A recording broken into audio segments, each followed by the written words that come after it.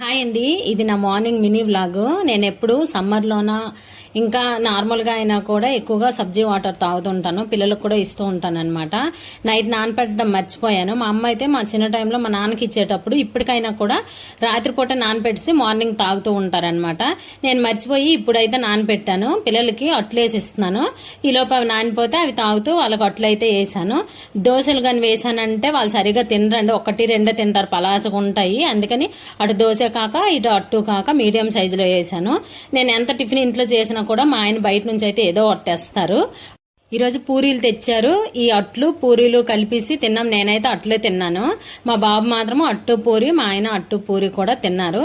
చాలా బాగుంటుంది. ఆ కర్రీ తెస్తారు కదా, ఆ కర్రీ బాగుంటుంది. నేను కూడా సబ్జీ వాటర్ తాగాను కనుక 2 అట్లు వేసుకొని చట్నీతో తిన్నాను. కొద్దిగా పూరి కర్రీ ఉంటే దాంతో కూడా తిన్నానండి. ఇది మా మినీ బ్లాగ్. Bye bye.